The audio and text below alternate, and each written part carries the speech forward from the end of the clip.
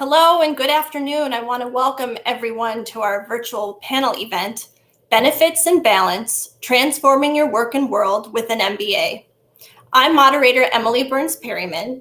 I'm the Vice President here at Daemen College for Institutional Advancement. Thank you so much for joining us for the 13th in our ongoing series of live virtual panel events to discuss current events, happenings, and hot topics. We welcome those who are joining us for the first time to this virtual event series. Thanks go out to our sponsor, the graduate programs at Daemen College, for inspiring this event and these conversations. So glad to have you here. I'd like to introduce everyone and have them identify their roles and titles. So joining us today is Thorsten. Hi, everybody. So my name is Thorsten. I've been at Daemen for about 10 years, actually a little bit longer, at the business department. And I'm originally from Germany as a mechanical engineer. Then I have 2 master's degrees and a PhD in operations management. I have been in charge of the master's program for quite a while, I would say about 8 years. And we recently switched this to an MBA, which is really exciting. Thank you for joining us, Thorsten. And we also have today with us Tyler. Hi, everyone. I'm Tyler Ford. I graduated from Daemen with my bachelor's degree in business and sport management in 2019. I currently work for the Buffalo Sabres in the community relations department. And last fall, I decided to go back to school, go back to Daemen and work towards my MBA. And I'm happy to say that I am just a few months away from graduating with my MBA degree this upcoming December. Oh, good. Congratulations, Tyler. You're right up to the end. We also have with us here today, Ian. Hello, everyone. Just want to give a quick shout out to Tyler. Congratulations on that. My name is Ian Robinson. I'm the Assistant Director of HOP here at Daemen College. I've been here for about almost 3 years now. And I also run a business in Buffalo called Ear Quality. And I assist and support different artists around Buffalo, helping them understand the entertainment business and how to run a successful artistry when it comes to that aspect of it. I'm happy to be here. Thanks for joining us, Ian. And we also have my good friend Pam here today. Hi, Emily, and hello, fellow panelists and participants. My name is Pam Fay. I'm the Chief Executive Officer for Orado World Media. You can find us at orado.world. And I graduated with my bachelor's degree in journalism and communications, went into public relations in the nonprofit sector, and eventually ended up being a primary fundraiser for nonprofits. That led me to a really fruitful career in higher education that spanned about 15 years, the last 10 of which was in vice presidencies, overseeing marketing, fundraising, even enrollment management and other areas of the institution. I started my own company, close to 10 years ago, that I've transitioned into an LLC. It's pretty simple, Pamela H. Say LLC. So I do a lot of contract work. And throughout all of that process, I earned my MBA, which has been really integral to working in the nonprofit sector. And I'm also a published author. I have 5 books and a national speaker that I speak on fundraising. I'm a certified fundraising executive. I do want to say really quickly, hello to Ian. I am an HEOP graduate and very proud to have come from extremely humble beginnings to be where I am today. Thank you, Pam. I'm so glad you're here. You really do it all. And then I'd also like to welcome to our panel today, Daniel. What's going on, guys? Daniel Schlein. I'm a managing associate and financial advisor at Alliance Advisory Group. Got my MBA in 2017, and it's been an awesome journey, and so excited to be on this panel today. So let's have some fun. Thank you, everybody. I'm so glad you're here, and I'm excited to dive into this conversation. So my first question goes to Thorsten. Can you discuss the fundamentals of an MBA program and some key ways that this type of degree can transform your life and career. Sure.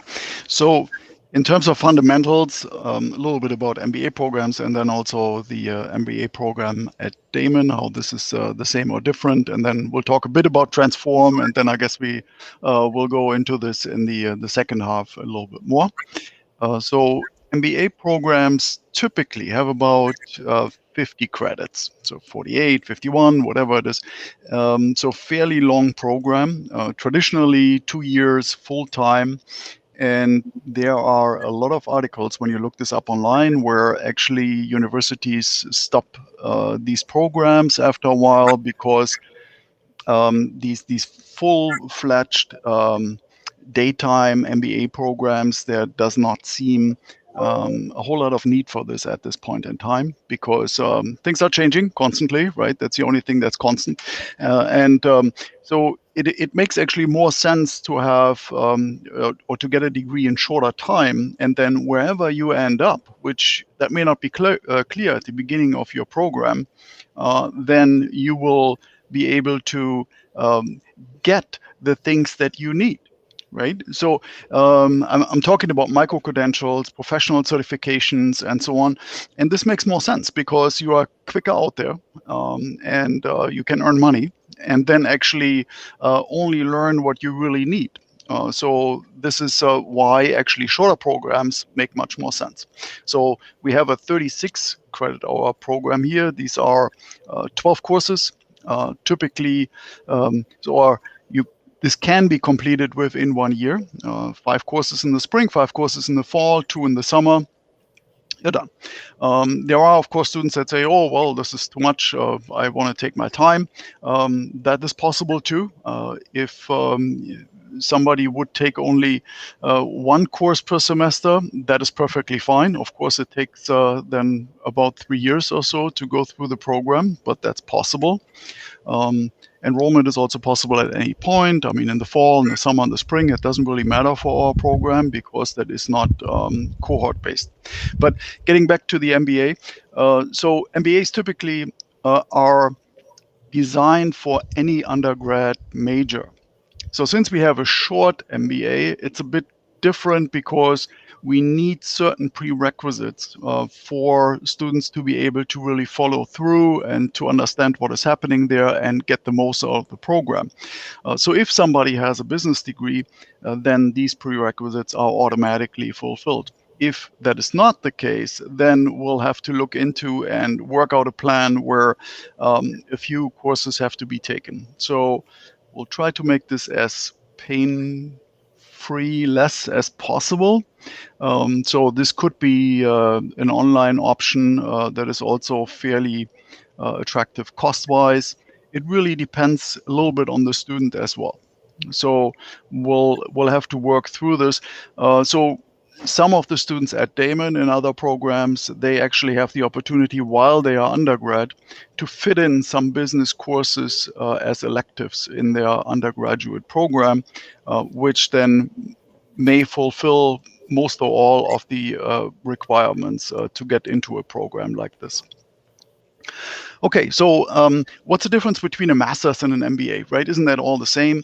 Well, we had a master's in international business before. Typically, these more specialized masters are 30 credit hour programs. Traditionally, usually younger students, a younger crowd that is actually participating in those, but it's also shifting a little bit. But they are specialized for a particular topic. And here with the MBA, it's more broader overview, gaining business skills that are needed in any area. I mean, this can be manufacturing, this can be running a medical facility, this can be running an ice cream parlor for all I know. It really doesn't matter. I mean, these are skills that can apply in any setting.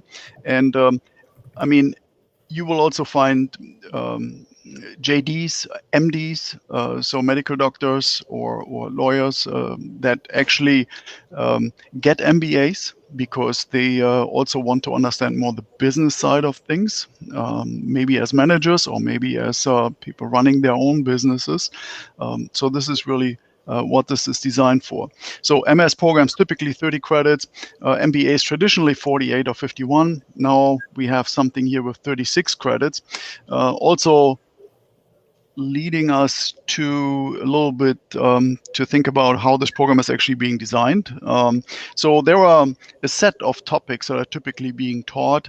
Since we have a reduced number of courses, we had to be creative, and we have actually combined some of the courses. So, for example, if you look at this MBA 500, which just ran during the summer. So this is really a mix out of financial and cost accounting. Cost accounting being really important if you want to run your own business. I mean, I have been a manager in businesses for quite a while. I ran activity-based costing projects, and so they are very, very valuable. And these are skills actually that can be applied. Maybe not the first year that you work somewhere, but at some point this will be needed, and these are actually crucial skills. So it sounds to me like this program was designed in a way that makes it really accessible, to those who are maybe looking to have a shorter amount of time, get in, learn what they need to in order to take this degree and help it advance their career. Totally, yeah. And there was also no GMAT, but there is a minimum GPA requirement, which is normally 3.0, with some limitations, also 2.7. But with 3.0 and the prerequisites fulfilled, that usually leads to admission in this program. So the transform part you asked about, Emily, and so really, I mean, I also have an MBA, and really it is about standing out from the crowd when you apply somewhere. I mean, I have been in this situation a few times where I was looking to find another job, and companies, they get 50, 80 applications or more, right? And so somebody goes through them, pre-screens them. And so basically, it's at this point about checking boxes. It's not about the person. It's just stuff on paper, really. And if they typically, what companies do, they look for the best qualified candidates. So with an MBA degree, as sad as this is, I mean, you will end up probably in the pool that is likely to be considered. So that's a good thing. So that's the thing about getting into a job. But once we are in a job, actually, then and I've experienced this myself, the chances of being promoted are higher. So if there are 2 or 3 candidates internal for a promotion, then typically here also education plays a role for a good reason. So it's not only a degree. I mean, I can emphasize this not, or I should emphasize this really, it's about skills, right? I mean, actually, you're picking up skills that you can use that actually will be beneficial eventually. So getting a job, being promoted, that is definitely important. And then the focus on skills, of course, and it helps to market yourself. So, marketing is one of the courses, and it's all about marketing for the company. Yes, that's important, but you also have to market yourself, and therefore, this can be quite beneficial as well. Thank you very, very much, Thorsten. Yeah, it sounds like certainly an MBA level degree on a resume is going to help you get through, the HR screening and get you through the door and onto the desk of perhaps a hiring manager, and also really provide you the skills where you can pursue those, management positions or those leadership positions. So it sounds like those who are pursuing it know that they're on the right track off to bigger and better things. So my next question is for Tyler. I know that you're a current student in the MBA program with a little bit more to go. So I want to ask you, tell us a little bit about why you chose Daemen. Tell us about what your experience has been in this learning environment, the connections that you've had with your professors, and what the classroom experience has been for you so far. Yeah, so Daemen is great in a way that it's such a small school environment where you're going to get that one-to-one connection with your professors. And on top of that, you're also going to build really strong relationships with your classmates too. I feel as if the group that I entered the MBA program with, there's probably a good dozen of us, maybe a little bit more, and we've really become a cohesive unit as time has gone on. And it's been great to be able to connect with those people and also along with the professors, and in hopes that when I leave the program, those relationships won't be left behind. I'll be able to carry those throughout my career. And another piece of the way the program is set up that I think is really great for people in similar positions to myself. I have a full-time job. A lot of my classmates do as well. And the way that the program is structured, having a hybrid model where sometimes you're actually meeting in person for class, sometimes you're going to be on Zoom, and sometimes you don't meet at all, and you just do your work for the week. And there's discussion posts where we can go back and forth and comment on each other's posts and really learn from each other. So it's nice for those that have a really busy schedule and may not be able to commit to being at Daemen multiple nights a week, every week for the course of the semester. It's nice to have that balance with the hybrid model. So, and another thing in my experience is I actually went to Syracuse University for a couple of years during my undergrad prior to transferring back home, transferring to Daemen. And it's night and day, the difference of the classroom experience at a very large school like Syracuse compared to Daemen. And sure that the large school environment definitely works for some people, but I think in a situation where you're going for a graduate level degree, I really would recommend, the small, tight-knit environment where you're able to collaborate and work on group projects and get to know the people that you're working towards your studies with. So definitely would recommend Daemen to anybody that's considering pursuing an MBA degree. I think that even though it is a brand new program, it's structured very well. Thorsten does a great job in facilitating and guiding the students through the process. There haven't really been many, if any, bumps in the road along the way. And like Thorsten mentioned, also having that option to go for it as fast as you want to or as slow as you want to. In my case, I took it pretty quickly. Relatively, for the most part, I took about 3 classes each semester.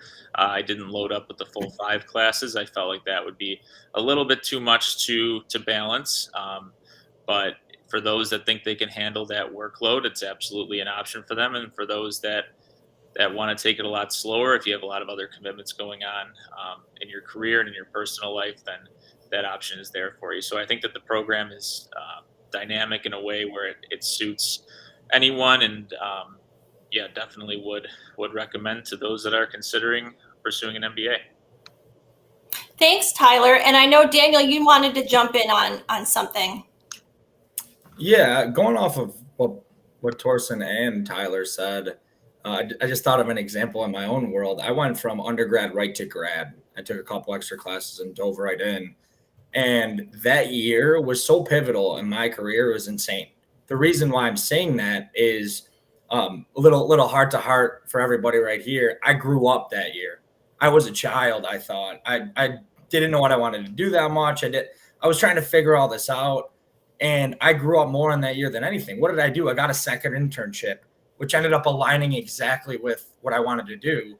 What did I end up doing? Interviewing at so many different firms to figure out when I got out of that MBA program, where could I dive in? Where could I succeed? And where can I make a huge impact in the community throughout Western New York and throughout the country? And what it ended up being was that year was the difference maker in it all. If I didn't decide to do that, I wouldn't have networked with some of the people I networked with during that program.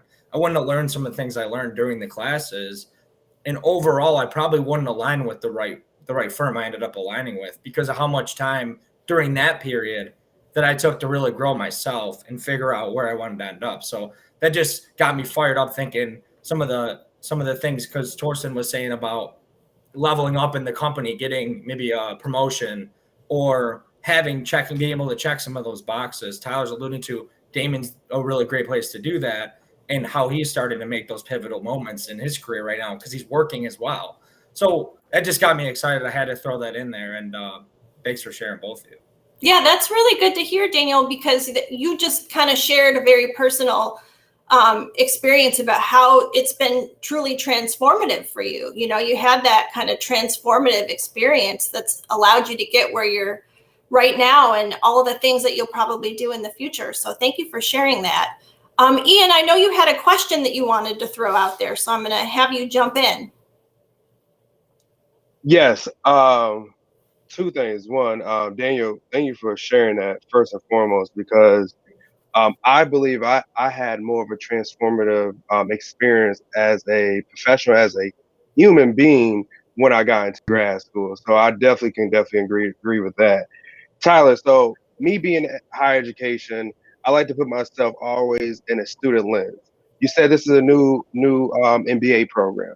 So for the naysayer, I would say that will say, "Oh, it's a new program." Do you feel like you will be prepared compared to other MBA programs, being that this is a new program at Daemen? I feel like this is a question that a lot of students will ask, being that it's a new program. Yeah. To answer your question, I would say absolutely. I think with the combination of the high level quality professors that teach these courses and are really dedicated to their field of study and what they can bring to the table, I feel like I'm getting the very best education. And also, even though it is a new program, I think there's a high level of challenge involved. It's not a cakewalk by any means. There's a lot of writing, a lot of reading, a lot of tests. It's definitely exceeded my expectations in terms of difficulty and rigor. I had maybe assumed that due to the fact that it was a newer program and it was just getting off the ground, that they weren't going to push us too hard. But I think that they were definitely being pushed as students. And just a couple of other things that came to my mind that I'd like to add to answer the original question. Another thing that I would definitely recommend to anybody that is watching this panel that is considering going to Daemen and taking on the MBA. There's different specializations that you can do in taking a few elective courses on top of the general MBA courses. And I decided to dive into leadership and innovation. And I'm taking 3 courses in that topic. And those courses, if you want to talk about transformative and really even life-changing experience, those courses have taught me so much about myself, so much about the workplace, those around me. I've gained so much in the couple of courses that I've taken in the leadership and innovation department that I would recommend to anybody that ever has the opportunity to test out those courses, because I think that there's a ton that you can learn in the classroom in these MBA courses, whether it be finance or marketing or business law, and those things are great. Obviously, we need to learn those skills and have those tools to take us further into our career. But on top of that, the leadership courses that I've taken have provided me with the knowledge and the skills to really understand myself as a leader and an innovator, and with the hope coming from that I can apply what I've learned in the classroom to my career as I continue to work up the ladder and strive for more.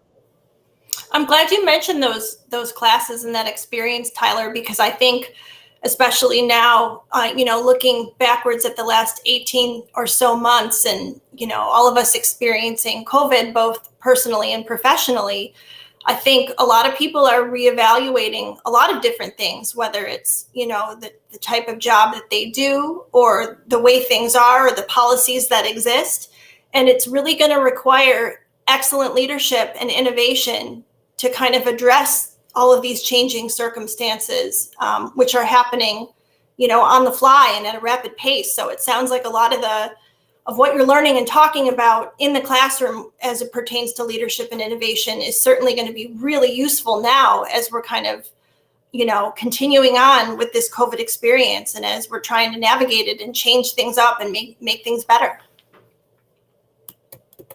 Yeah, absolutely. And one of the major points that we have talked about in those leadership classes is how the working world is so ever changing, and we just need to be able to be creative and learn new ways to work our way through challenges that we could never even see coming. Obviously nobody saw this pandemic coming, but if you can build on the skills and the knowledge and the things that are essential to getting through tough times and getting through problems, whether it be a small problem at work or a much larger scale problem like a global pandemic. I think that the MBA courses as well as the leadership courses have given me those skills to give me a better chance to be able to fight through unprecedented times like we have been saying for the last 18 months.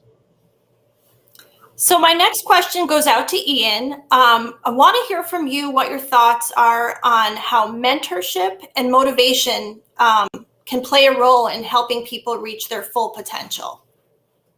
Appreciate that question. It is extremely important. I feel as if you cannot have a mentor if you don't have motivation. I tell my students all the time, I cannot want you to have your degree more than you. If I wanted more than you, then I'm doing all the work myself, and that cannot happen because you're not finding growth within your college career or the process to get to where you need to get to. So I think it's extremely important. First and foremost, mentors are cheaper than a college degree. So I want to just say that it's always good to have a mentor. And then you also have to think about life outside of college. Our professors and instructors and teachers are going to be busy. I'm pretty sure they'll be accessible, but if someone you feel as if you need to kind of help you navigate through things outside of college, you want to build that rapport now, and even just outside of instructors and facilitators as well. And the biggest thing that you want a mentor is because you don't know what you don't know. I know starting my business first time, I was lucky enough to take a little program at Now University called Young Entrepreneur Academy that kind of helped me kind of gear towards and creating a business mindset. But without that, some students don't have that. So you don't know what you don't know. You may do all these classes, you may do all these internships, but you still don't know what you don't know. I'm repeating myself only because it's important to recognize that, because if you think you know everything, people are laughing at you because you don't. I think everyone on this panel are successful people, but I'm pretty sure they have people they can lean on and ask questions and help them navigate throughout their way. And even on a higher education standpoint, I did not get to where I'm at without the mentorship and the groom that I got from other people. I did write a little couple notes down just to make sure I wasn't rambling. I did mention again that it's really important. It's really important to have that mentorship and have that motivation. Again, you cannot have a mentor if you don't have motivation. And then the mentor is supposed to help you answer questions, but not help you get to the finish line or get you to the finish line.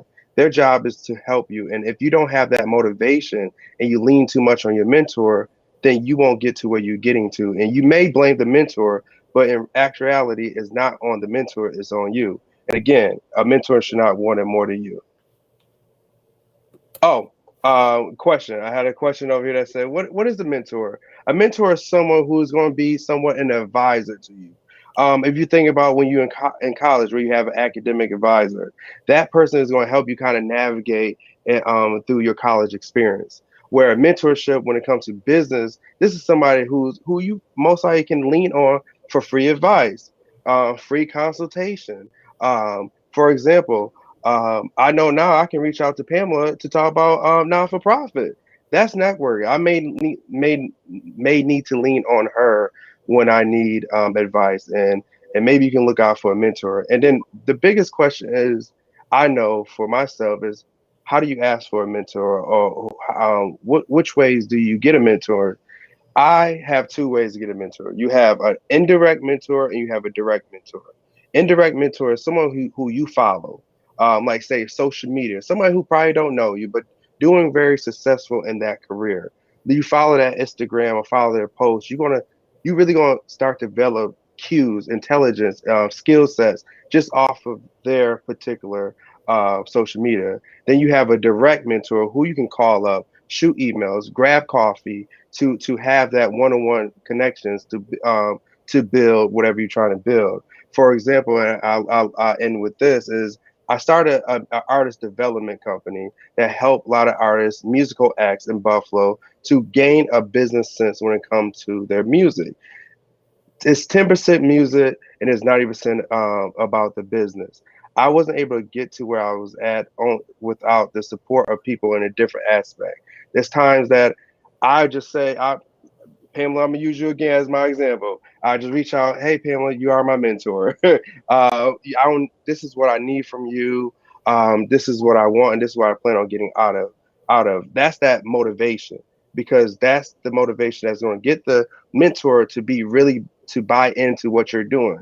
Because I feel as if you don't have the motivation, why is your mentor going to spend the time and effort to kind of work with you and navigate it? So it's really important to have both. Again, you don't want the mentor to want it more than you do. Ian, I wanted to kind of spin off on that a little bit, because in my experience, having mentors has been so important, because, you know, as I've identified them throughout my career, I've hung on to them, and they continue to be people that I go back to here and there and lean on for advice and guidance. And actually, I want to give a shout out to Pam, because Pam was really the one that encouraged me to pursue, my master's degree. At the time she was serving as my supervisor, and it felt so good to see that my supervisor was really open to my going outside of my job and pursuing that additional degree. And I don't think without her encouragement, I would have done it. So I just want to give her a shout out for that. And she will continue to certainly be a mentor of mine throughout my life. But I also want to talk about reverse mentorship and, the importance of intergenerational friendships at work and how valuable those can be. They might not just be at work, they might be in your academic program or in your MBA studies. You might meet people that you have something to offer, and you can kind of serve as a reverse mentor to somebody who's older than you, and you have something to teach them because of your experience or your perspective. And I found that, throughout my life, both personally and professionally, having friends of different ages and stages of life is really cool and interesting, and we each provide value to one another. And I've seen that play out, on the personal side, but also on the professional side too. So just a few things I wanted to plug there. Is another shout out to Pam. But I see a question from the audience. He's asking, and I'll put this out to everybody. He's saying, love the talk on mentorship. Who have been some of your most foundational mentors and why? And I'll start, and then I'll kick it off to Ian. But I will echo what he said about social. Social media is really cool because there's a lot of folks on there who can serve as aspirational mentors, and you might see how they're doing their business or how they're executing their personal brand and think, that's a good idea, or that's a clever approach. So there's a lot of individuals in fashion, music, design, art that influence me. And although we're in different worlds, I try to pick out what I think might be relevant to what I'm trying to accomplish and scale it to where I'm at and what I'm trying to do with my strategic goals. So I agree that social media is a really interesting place to look for mentors or aspirational folks. But Ian, who are some of your mentors over the years? When I read that question, I really had to think. Only because I'm a very visual learner. So you all could be my mentor and not even know it. It's just I'm learning by example. For example, some people may not say their supervisor to mentor only because that's the level of supervision. But I have to say that Tiffany, my supervisor, has been a pivotal mentor to me. She betted on me before I even graduated from grad school to get in this position. And she has not only been a great supervisor, but a great mentor, someone who's helping me navigate the education system and how to maneuver. Because I definitely the saying, what's the saying that you wet behind the ears a little bit, and I was definitely that coming out of grad school, and she really helped me, and that's supervisory and mentorship. I think a lot of people have a disconnect with that. Some people don't feel as if you can do both, and you definitely can. But definitely, Tiffany, the first person to put the bug in my ear for higher education was my transfer advisor. I went to Fredonia. I transferred from Niagara Community College into Fredonia, and her name is Megan Bischoff, and she was pivotal because she put the bug in my ear and said, "Ian, you so involved on campus. Why won't you do higher education?" When everyone hear higher education, I'm pretty sure everyone can attest is people think that you're going to teach. I'm like, oh, absolutely not. I did not want to teach. There's nothing that I inspired to do. But she said, no, Ian, there's other things you can do. There's things you can do, advisement, EOP, HOP, and things like that. And I had to sit on it for a little bit. And since then, I sat on that and I applied. And she told me the worst of the worst is you don't hear no. And I was worried about funding, but she said, how you worry about funding? You never had the conversation yet.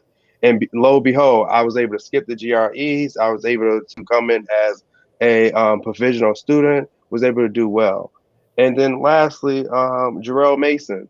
Jarrell Mason used to be the director of Niagara University Opportunity Program. He was pivotal on mentorship only because he's the first person I know who dabbled in music, but also was in higher education as well. And what he did and how he believed in me as an intern. I was a GA actually for him, and what I learned from him. And then again, it was the first time I ever worked in a department where the director and the assistant director was Black, and that was an eye opener for me and very pivotal for my professional development because I'd never seen it before. So I was curious to see how one maneuver in a space that looked more like me than not. So those are the people that have been extremely pivotal for my development. And then again, the indirect mentors that I continue to follow on social media and continue to drop gems that actually been really pivotal for my success in my business as well.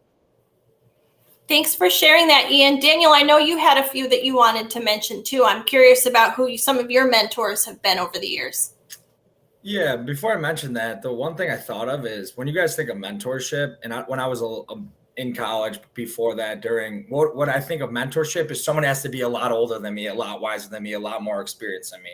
Let's just throw age right into the garbage because I have mentors that are 50, 60, 70 years old. I also have mentors that are a lot younger than me with a lot less experience, but it's their point of view. It's their perception on things that gives me an advantage because guess what? I have somebody that maybe is in the shoes, running, doing all that stuff. Well, I haven't been there in a little bit, so I got to take a step back sometimes. Or we could take a step forward and say, well, that person hasn't been there in 30 years, but they see now by coaching and doing some of the other things that they do. So to even name a few, I would just say don't even worry about the age. If they can help you, work with you, and you guys mesh, you have similar thinking habits, you similar work ethic, and so on and so forth. So yeah, I have somebody that's 21 years old who's his name's Matt. He mentors me. He kicks me in the butt sometimes. He's great. I have my father in his 60s. I have an accountability partner I talk to weekly that's in his 50s. A couple of different women in my life, my mother and my girlfriend, are both pivotal mentors, accountability, and just absolutely, you can find them anywhere. Just make sure you know kind of who's who and how they can help, because you'll know who to go to when you have a challenge. You know who to ask for some extra help or that kick in the butt when you need, maybe when you're down and you take in a couple losses that week and you need to get back up. You know who to go to at that point. So I just want to throw age off the table, and mentors can be anywhere. Embrace them, align with them naturally, and you'll be game changers in your own lives with that. Yeah, that's such a good point, Daniel. And kudos to the shout outs that you gave.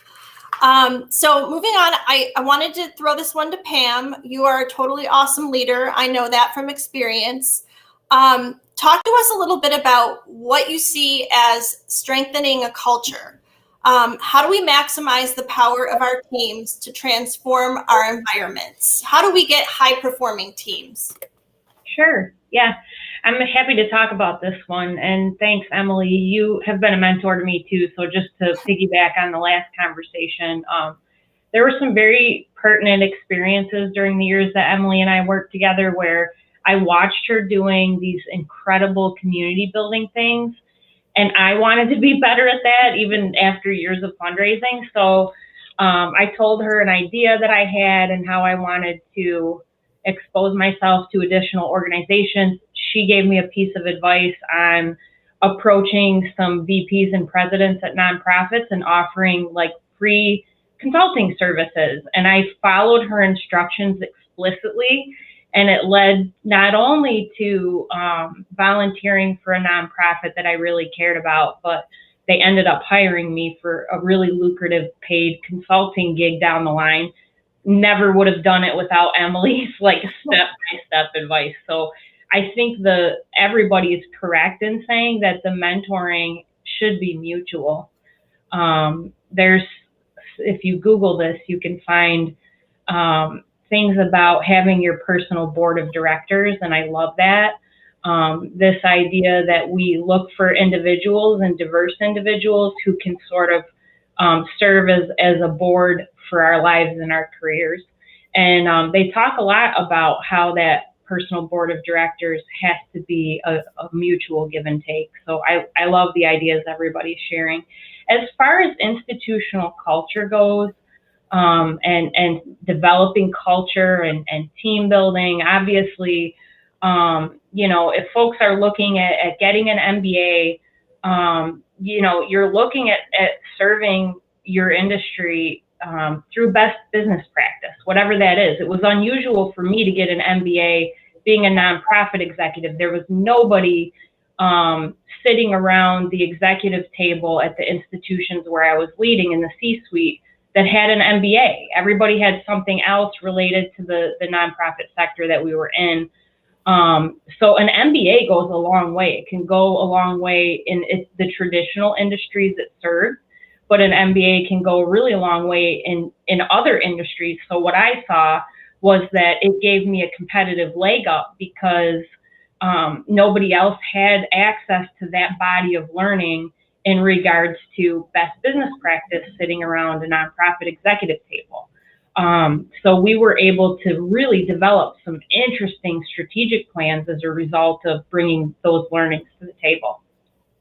In 20 years in my career, 20 plus years, as far as culture goes, I would say, I have worked for some of the most transformational leaders I've ever known.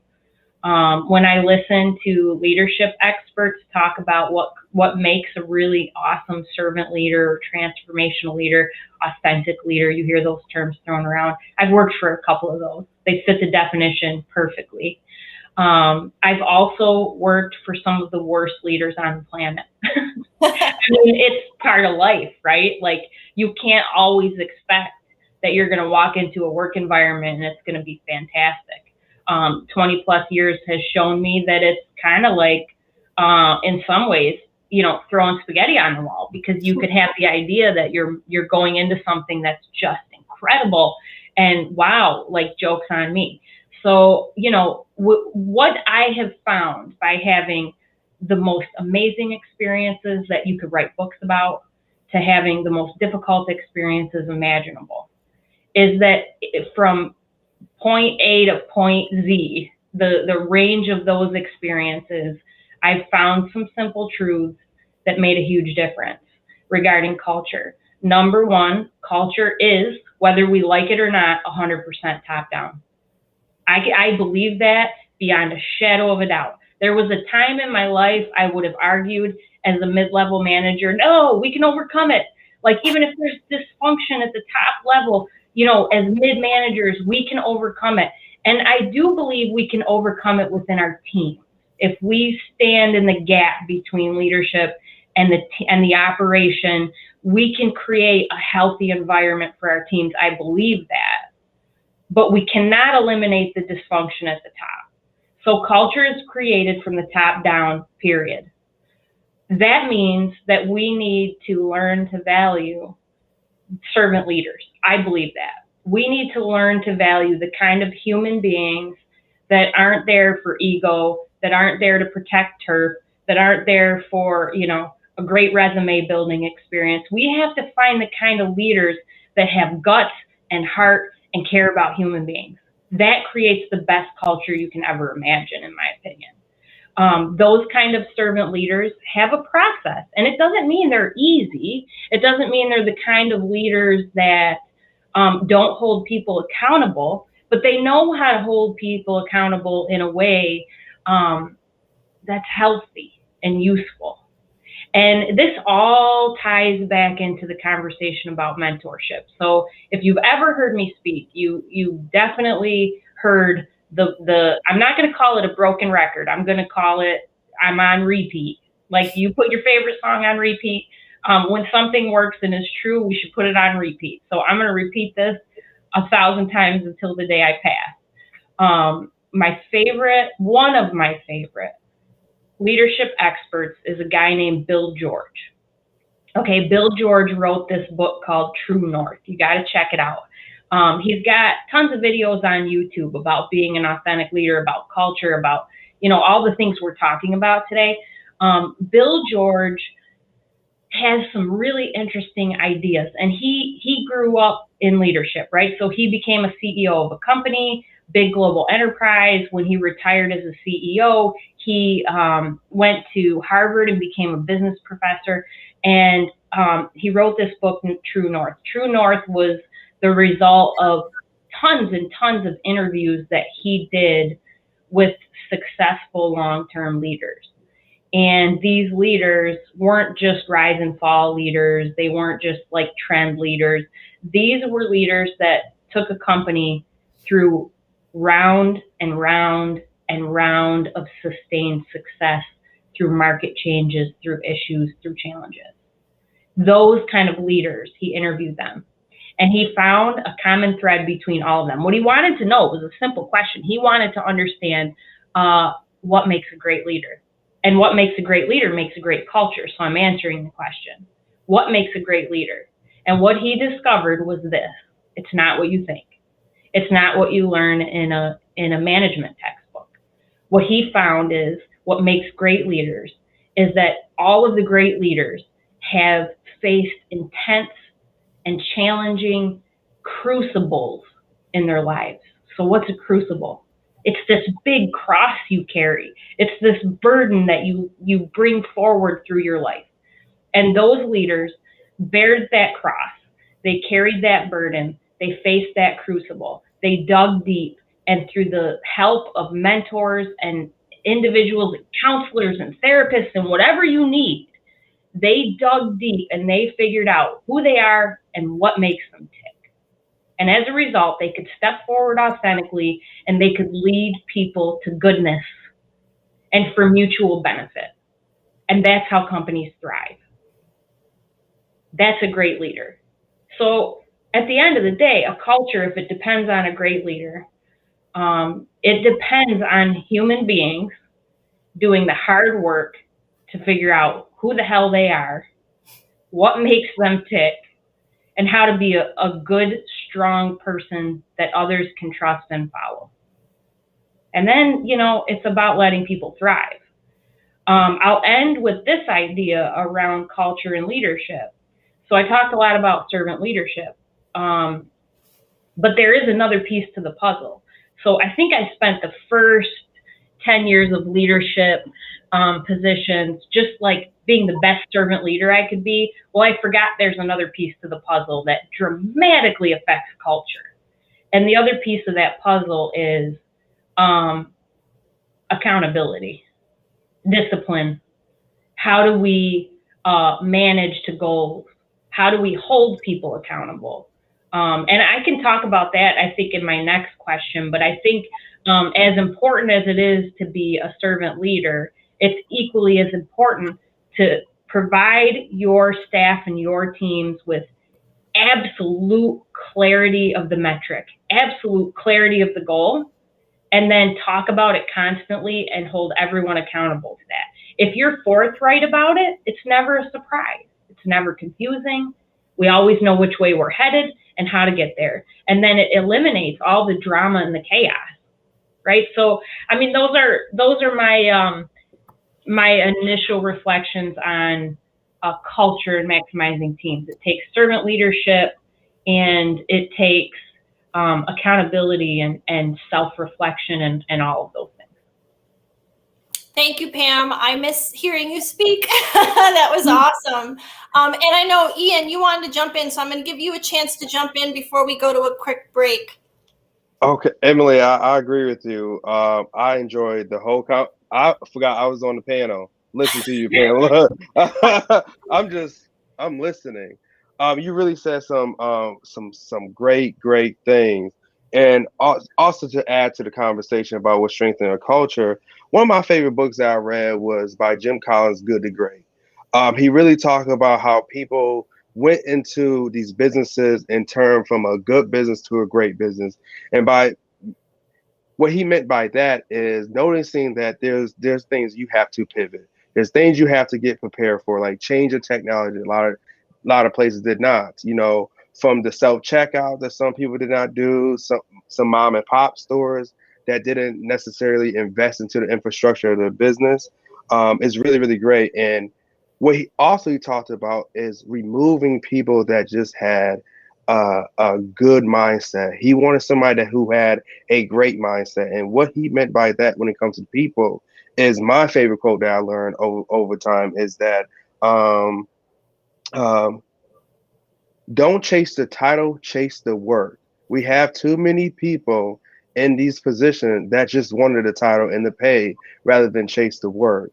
And that's what happens, and that's what makes a business not strengthen or not grow, because you have particular people in these positions that are not wanting to a little bit go above and beyond or just do a little bit more. They just wanted the title just to brag about it on social media, and they just wanted to pay. So remember, chase the work, not the title. I totally agree with Pamela about the top down. Because I believe the top have more say and more power to make pivotal changes rather than the mid-level executive. And then lastly, what could strengthen and maximize the power of the team to transform environment? The way I would run a business is being transparent, holding each other accountable. If you say you're going to do something, do it. And don't give false deadlines.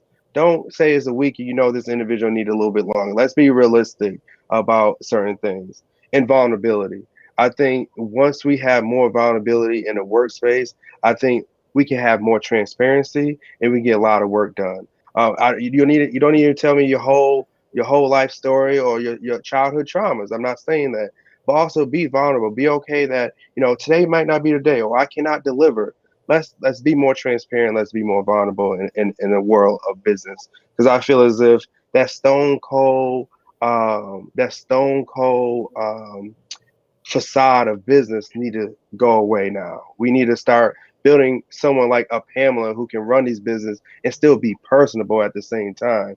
You can be personable and not compromise your professionalism. I'm doing it today.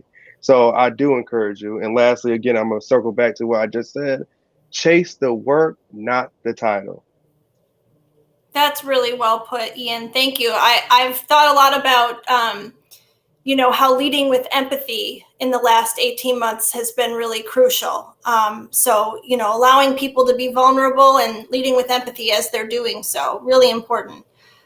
So before we continue on, we're going to take a brief break for a message from Daemen's Graduate Studies, and we'll be right back after that. Daemen College, we strive to help every student reach their educational and professional goals. With exceptional resources and one-of-a-kind learning experiences, our graduate and professional programs will put you on the right path to career success. Our graduate programs include applied behavior analysis, education, nursing, social work, and more. 7 of our 11 graduate programs are open to any undergraduate major. Explore our graduate programs today by visiting daemen.edu/graduate. So we're back. Thanks for that message. Before we continue on to the questions, we have a really great question from somebody in our audience. Miguel asks, what were your motivating factors to obtain your MBA? What made you believe that an undergrad degree was not enough for you? So let me throw that out to Daniel. If you wouldn't mind taking that one before we go on to your next question. What were your motivating factors to obtain your MBA? Yeah, I had a few motivating factors. The first one, and this probably could be last on the list, but I'm going to say it first, was the atmosphere and the friends that were around campus and around the school. And that kind of pushed a little bit in the decision-making process. That's definitely not the first there. I wanted to learn a lot more, and I wanted to figure out exactly what I wanted to do. And I always call it like when I grow up. So I was like, when I grow up, what am I going to do next year type of thing. I wanted that extra year, that extra push, that extra learning to figure that all out. And like I said earlier, I grew up that year. I figured out what I wanted to do and how I wanted to do it. And it came with a lot of, it came with a lot of learning. It came with a lot of networking. It came with a lot of really understanding that I just needed that extra year to learn a little bit more, to figure out that I wanted to get a couple letters next to my name maybe and get some of those things happening. So now I know if I would have left undergrad and went and worked in this point in time, I don't know if I would have went back. And that was just me in that position. So I was super excited that I actually went forward and decided to do that. So some of the motivating factors were really continuously learning, because in my profession today, I get certifications all the time and I'm consistently reading and learning. And that was one of the big ones, is I wanted to push off the bat and kind of set that stage, set that standard for myself of I was just going to keep learning no matter what it is, no matter what certification, no matter what test, no matter what project, presentation, whatever. I knew I had to set that standard early on. So I wanted to do that right off the bat. And I loved the atmosphere. I loved the friends. I loved what the schools were doing for that. So thank you for that question. Yeah, thanks, Daniel. And real quick, if you could name one thing, what's been the biggest game changer in your career thus far? Biggest game changer for me, probably caffeine. No, I'm just kidding.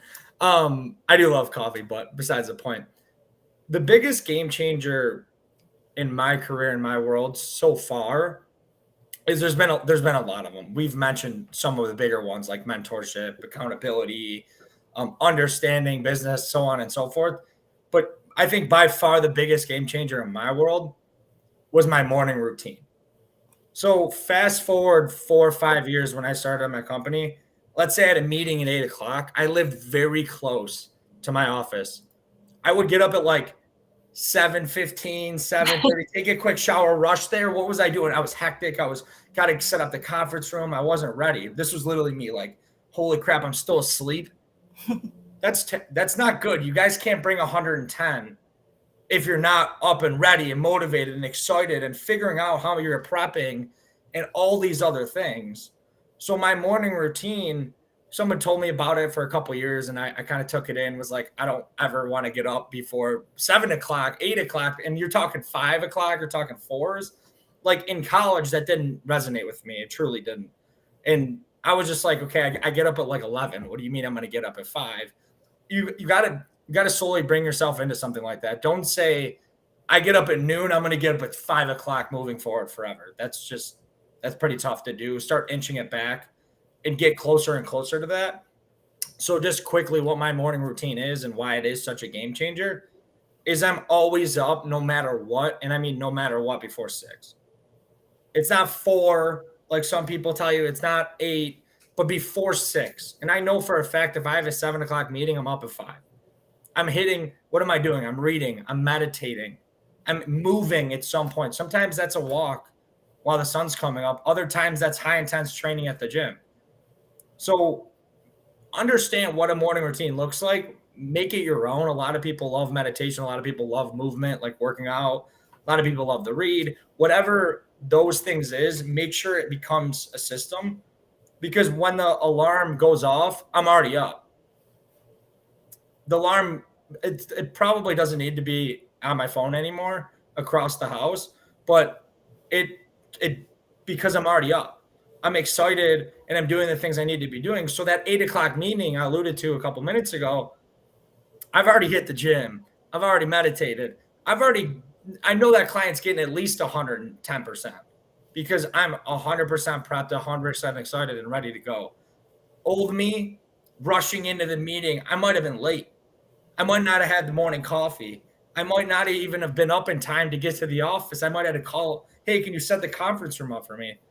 So you'll learn. That's going to happen to a lot of the people that are listening in, but understand how important being prepared, being like mindful of other people's time, being early, and a lot of the things you learn when you're just peaceful in the early stages of the morning. So that was probably by far the biggest game changer, because I know everything else I've learned, I start because I'm ready for the day to learn it, because I'm excited and done, and I already won the day when my bed's made. I meditated. I had my morning coffee. I had breakfast. I moved. I already won the day. The day is already a check mark in the victory column. The rest of what happens is the rest of what happens. So that's my biggest thing, is if you can kind of set the standard of the day by doing that, I promise good things happen. Promise. I love that game changer, because really that is a little bit of a nod to the idea of self-improvement and looking at something as it is and figuring out, what can I do to maybe improve myself or the situation. So that's a really great example. Thank you, Daniel.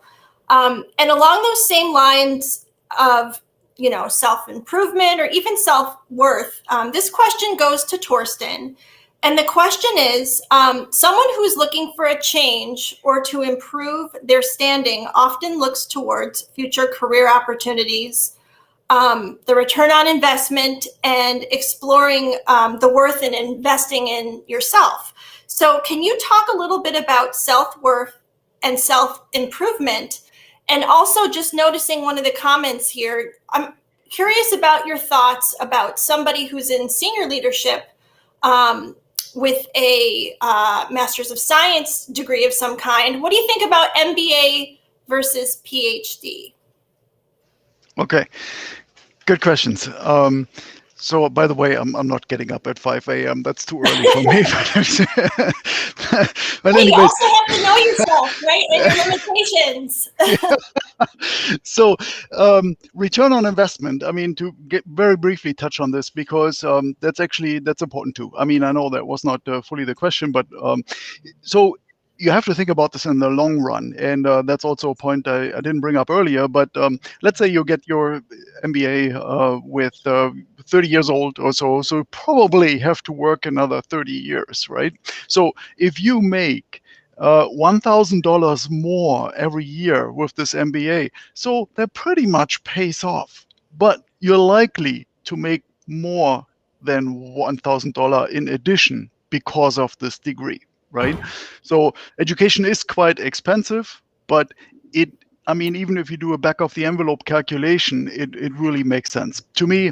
Little story. I mean, I'm from Germany, as you may be able to detect, but so education is free there, which is not really true, because taxes are let's say 10% higher, on average. But so somebody pays for it somehow, but as a student, you don't have to pay for it. It's a different situations. But nevertheless, it took me a while to catch on also. I mean, even though it costs money, it's really worth it, right? Okay, so let's talk about the PhD, MS, MBA briefly.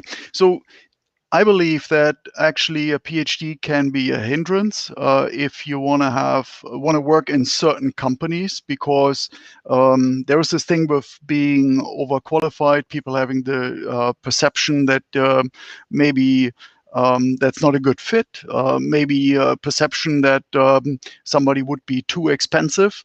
But this depends really on the industry, on the type of company. So there may be companies, larger companies, where actually a PhD is required. But in general, I mean, if you look at CEOs of large companies, I would have a hard time actually giving you a few examples of people that have a PhD. So that should tell the story. I mean, for a regular job, you probably don't need a PhD.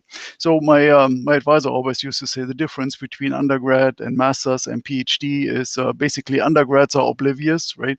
Master students, they are overconfident, and PhD students, they are disgruntled and stressed. So don't do it if your heart is not into it. I mean, it's really a lot of work, believe me. Before I started this, so I didn't have a mentor who explained to me what that actually means, right? Which is bad. And I walked into this and I thought, okay, so this, how bad can it be? It's probably like a master's program. It's a little bit more complicated, right? Far from it, it's actually quite different. So you are actually a lot on your own, especially in a PhD program. I mean, there are different types of terminal degrees, right? So a PhD program at an R1 institution, so research one institution such as UB, that is quite tricky to get through it. So it takes a lot of effort, a lot of time.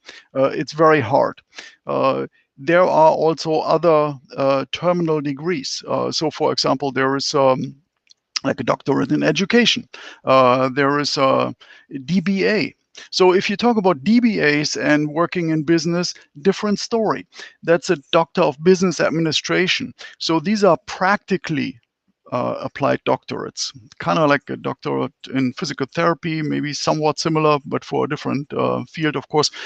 And they are more geared towards actually understanding how a business works versus a PhD, which is very, very theoretical.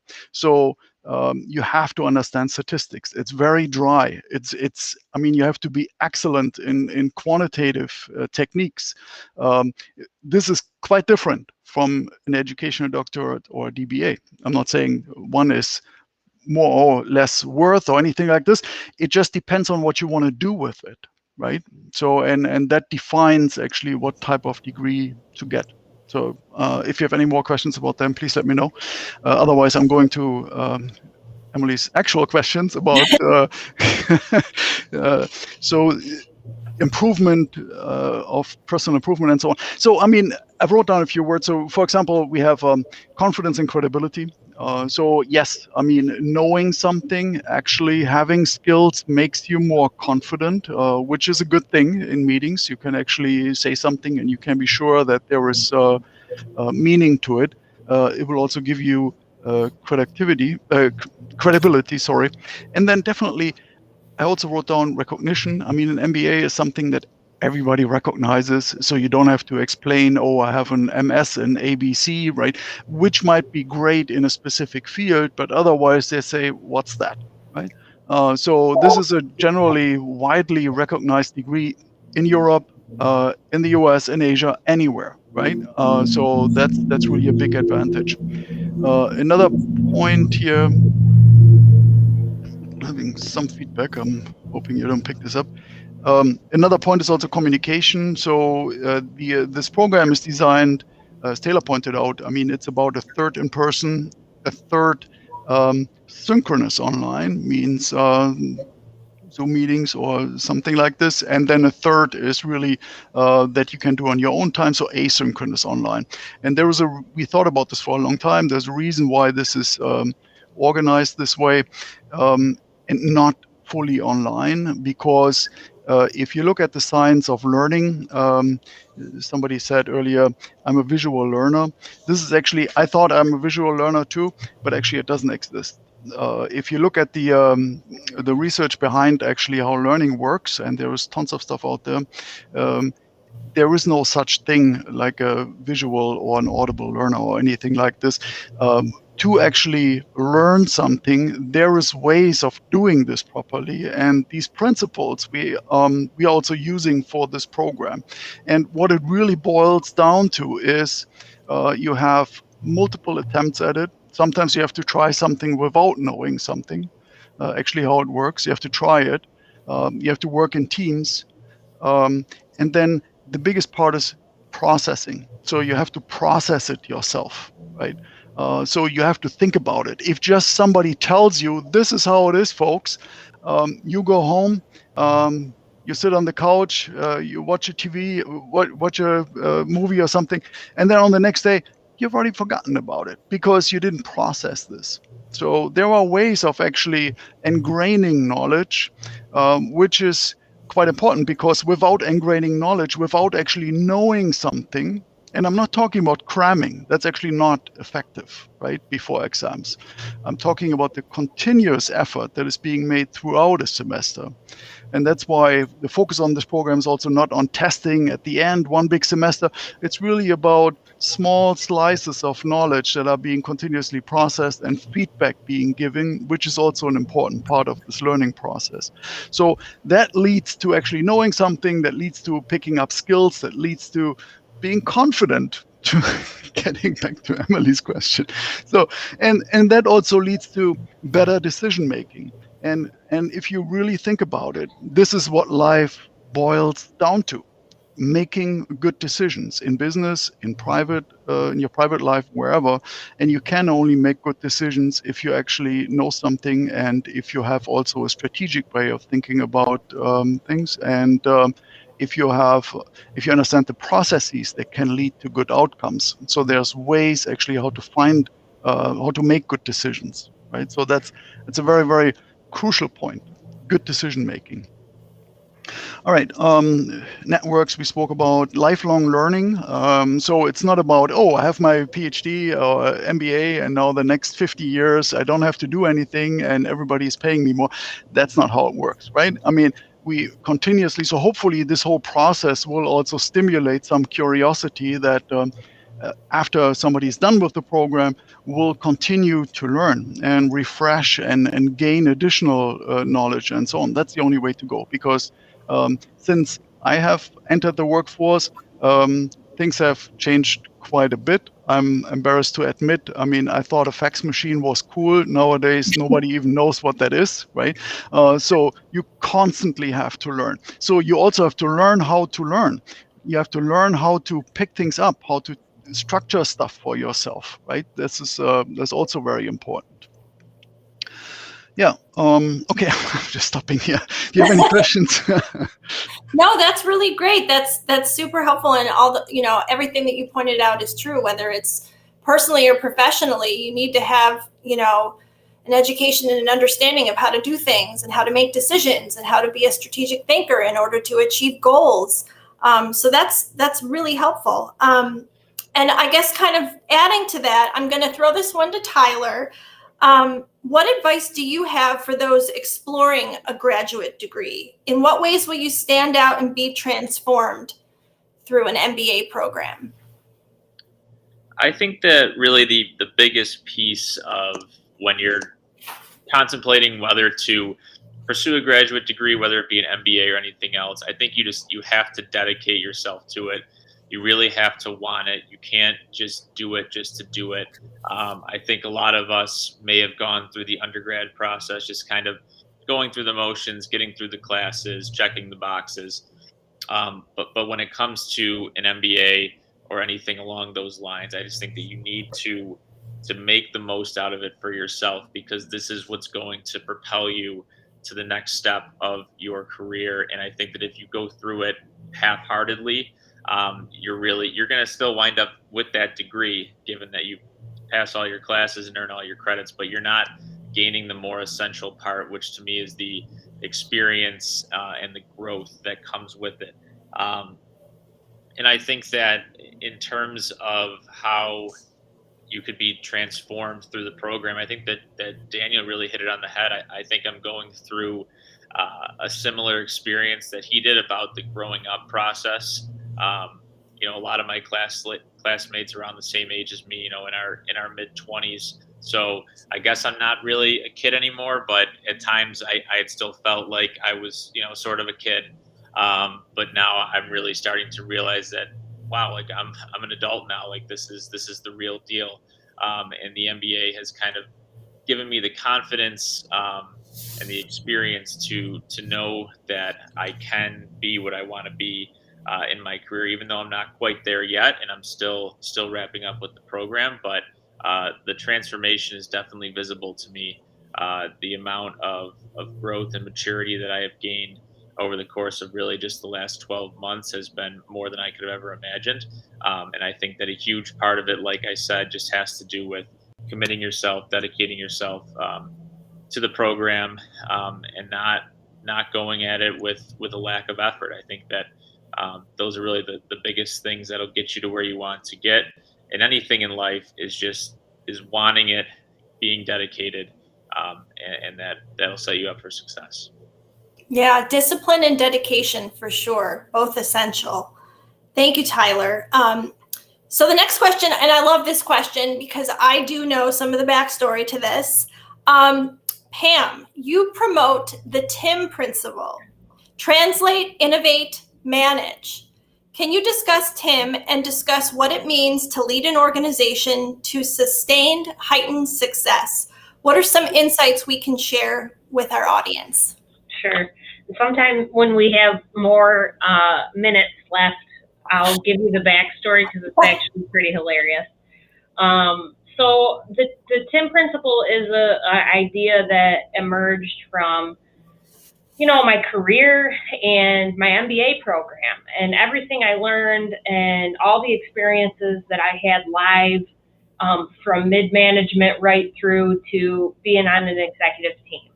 And if someone had asked me, like, what does it take to be a great leader? And as I thought about the question, sometimes you have epiphanies. I think it's like universal truth. This came to mind, and I've developed it and used it. And in one of my books, I have a whole chapter written on this. So the TIM principle, TIM, stands for translate, innovate, manage. And in my experience, and this can evolve, these are three things that have to happen in order for an individual leader to thrive and in order for an organization to thrive holistically. The T, translate, means that we learn how to translate strategic objectives into functional operations. That means that when we say these are the big picture things we want to accomplish as an organization, these are the top 3 objectives for the next year, whatever it is, that we actually spend time figuring out how to translate that into a revision of our operational structure. But we can't do that alone, right? So then we go to I. So a great leader stands in the gap. If you're in that C-suite level, which a lot of people getting an MBA want to evolve to, if you're in that position, you are standing between a CEO, a president, a board of directors, whatever it is, and a team. And somehow you're pulled like this. You know what I mean? Like, you've got the leadership saying, I want you to accomplish these things, and your team saying, hey, I've only got 8 hours in a day. These are the resources I have. You have to stand in the gap and figure out how to translate. You're a translator between strategy and people, between, institutional strategic plans and budgets and departmental budgets. You have to translate every day of your life. That's a critical role of a leader. How do you do it? This takes us to the I, which is innovate. So the TIM principle: translate, innovate, manage. And the I stands for innovate. And this is, innovation happens, think about this for a minute, when we bring competing tensions into harmony. So put 10 people around a table. Every one of them has a different perspective on life, a different lens, a different view of the world, different reactions, a different education, and different solutions. And they will naturally compete with each other for your time, attention, and resources. The leader has to bring that tension into harmony. Our intuition or our human nature is to eliminate the tension. You don't want to eliminate the tension. Innovation requires harnessing the tension. You have to harness it, because it's the very differences that we express around the table as a team that allows us to come up with solutions that don't already exist. It's pretty cool. When you can become really adept at translating that gap, and you can become really adept at harnessing the tension in the team to create innovation, your organization will skyrocket. I've seen it happen. Emily has been part of those experiences where we did things that actually blew our own brain out the back of our head. We couldn't believe we did it. I mean, we were like smashing goals right and left because of those things. And then the M in the TIM principle is for manage, and it's critical. And manage means that we manage people and resources around goals with an emphasis on accountability. And that is something that is required every single day, day in, day out, all the time, 24/7. It's not just something you do at an end of the year evaluation with a team member.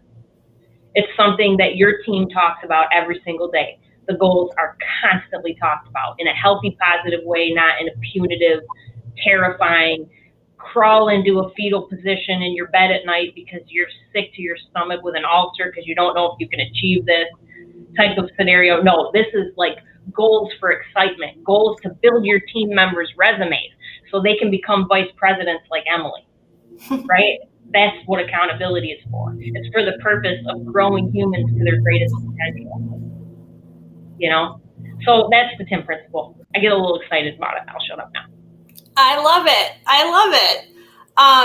Thank you so much, Pam. And Pam has written a few books. Ian, you just mentioned I need a book from Pam. She's written a few, so we'll make sure to follow up with some of those books for people to explore.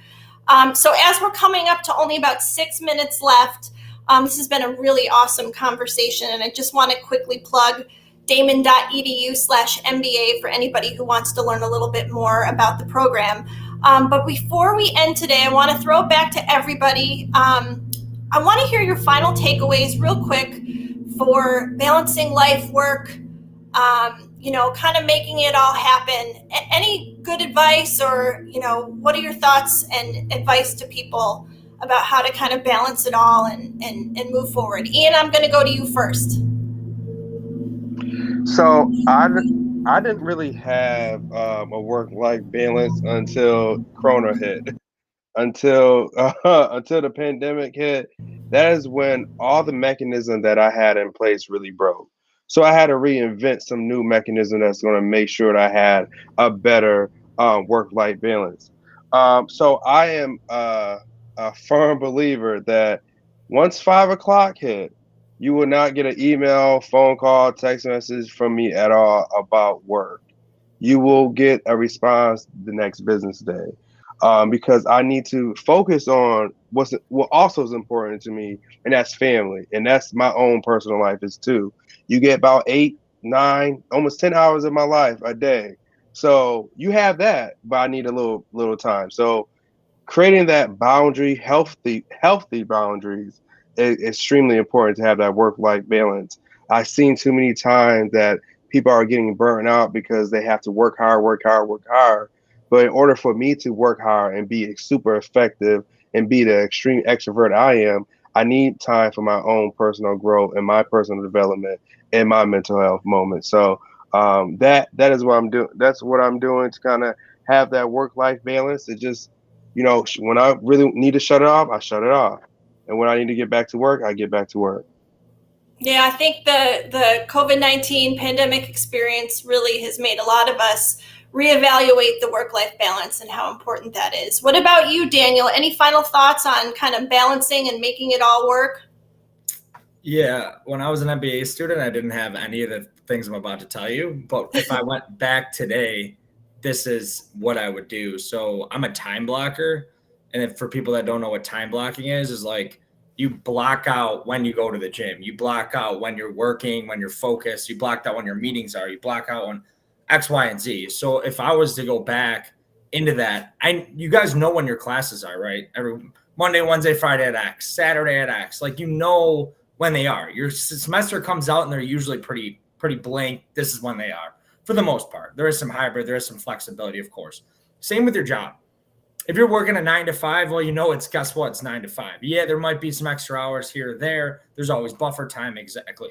So when you know that, if you still know you have to hit the gym, you still know you have to see your family, you still know you have to eat, you still know you have to do all these other things, we'll figure out the best time to do that. You have homework. We'll say, okay, every other day at this time, I'm going to do 2 hours of homework. I'm going to focus on this. So I block out my time. My calendar is my calendar. and I book my own meetings and I do all that stuff, but I block out everything that I do, because if I didn't, days would get away from me. Homework assignments would be late. I wouldn't hit the gym. I'd gain more weight like I have when I get off that schedule a little bit. There's still ups and downs to everything we're all telling you. It's just we're getting better at, instead of the down being a roller coaster way down on the Superman ride at Darien Lake, now it's a little bump. Now we're back up quicker.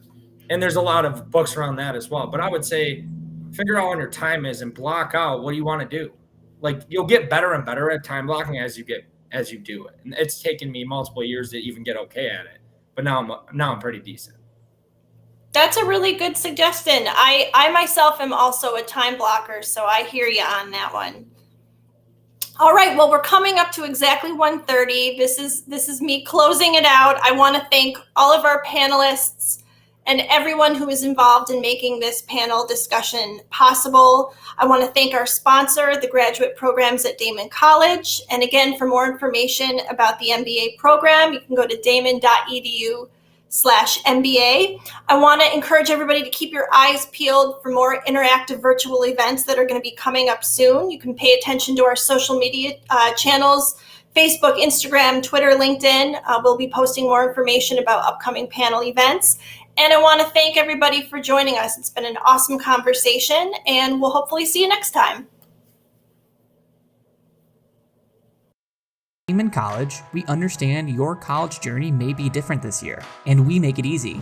With no SAT or ACT required, 4-year tuition guarantee for students who apply early decision, and holistic admissions reviews, the application process is simple.